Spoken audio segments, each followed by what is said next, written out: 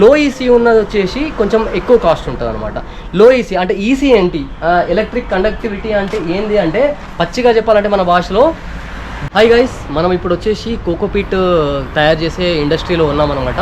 ఇక్కడ చాలా రకాల కోకోపీట్కి సంబంధించిన ఐటమ్స్, బ్రిక్స్, కోకోపీట్ లూజ్గా కూడా దొరుకుతుందన్నమాట. వీళ్ళే తయారు చేస్తారంట. బోండాలు ఉంటాయి కదా, వాటితోటి కొన్ని టన్నులలో తీసుకొచ్చి ఇక్కడ తయారు చేస్తున్నారు అనమాట. ఇది చూడొచ్చు మీరు, కోకోపీట్ బ్రిక్స్ అనమాట. దీంట్లో ఒక 5 వెరైటీస్ ఉన్నాయని చెప్తున్నారు వాళ్ళు. ఏమంటే చాలా చాలా డిఫరెంట్ ప్రైజెస్ అనేది మెన్షన్ చేస్తున్నారు వీళ్ళు.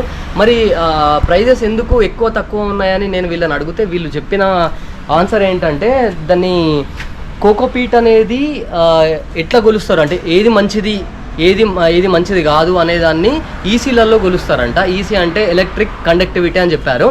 సో హై ఈసీ ఉన్నది వచ్చేసి కోకోపీట్ కొంచెం నార్మల్ కాస్ట్లో ఉంటుంది అనమాట, కొంచెం తక్కువ కాస్ట్లో ఉంటుంది. ఇప్పుడు